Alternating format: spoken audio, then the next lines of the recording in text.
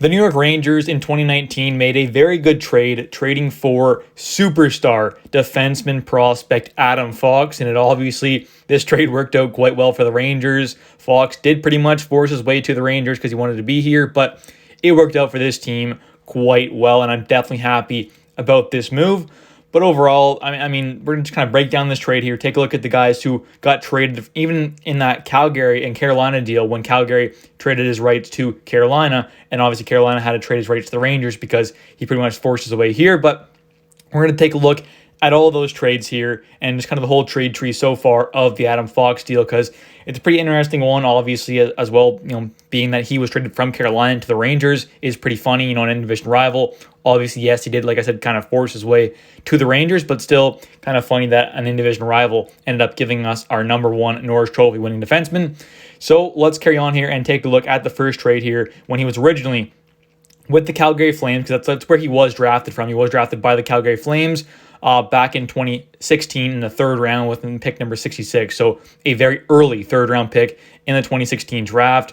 Obviously, quite worth it for Calgary. Not necessarily worth it for them, but they did end up making a trade, which was Elias Lindholm and Noah Hanifin, which they got back for Michael Furland, Dougie Hamilton, and the Adam Fox rights. So overall, a pretty good trade for both sides, you could say. I mean, Carolina ended up getting some decent stuff back, obviously, but overall, I think Calgary probably won this deal straight up, considering they were never going to really be able to sign Adam Fox. So I think they did make out pretty good. Hanifin's a very good, probably second pairing guy, a good number 3 type player. And Lindholm's a top line forward. He's an absolutely fantastic guy.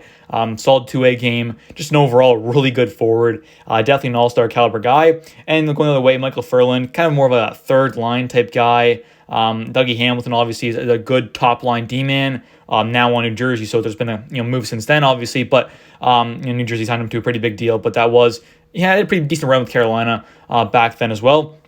And obviously Adam Fox rates were in that deal as well. But then going to the Rangers, once obviously Adam Fox was with Carolina, he ended up getting traded a little over a year later and to the Rangers for 2 picks that ended up being 2 decent prospects. There were 2 second-round picks.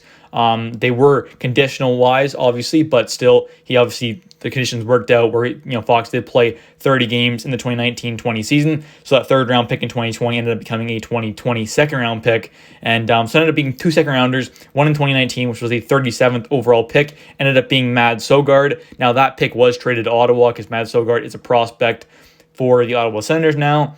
And he's a decent prospect. He had a pretty good run so far. He's potentially going to be one of the goalies for Ottawa this upcoming season. So that's definitely pretty good for them. He'll probably be the backup. Wouldn't be surprised, obviously, to Korpisalo, who they signed this offseason. But he's still a very good, absolutely massive 6'7" Denmark goalie.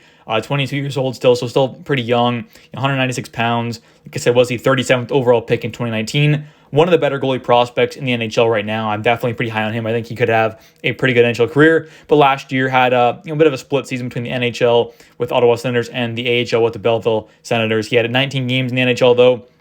Had a decent little run, nothing crazy. A 3.32 goals against average and an 8.89 save percentage. But he did have a couple pretty good games. And the AHL didn't have the best year still. I mean, an 8.93 save percentage with a 3.47 goals against. But his records were kind of bad. He wasn't playing on the best teams, but I do think that there's still definitely a lot of room for him to grow and get better and could one day be a very good above average starting goaltender in the NHL.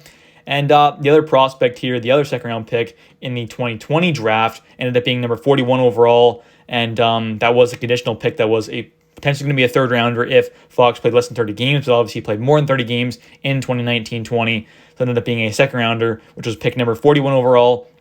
Ended up being Noel Gunler. Now, this guy was kind of projected to be maybe a late first rounder in that draft. I remember, he was kind of a guy who thought could have went to the Rangers maybe. There's a couple of teams where he could have went. Obviously, kind of fell a bit in the draft. Was one of those kind of guys who just fell from Luleå, Sweden. 21 years old, doesn't turn 22 until October. Right winger.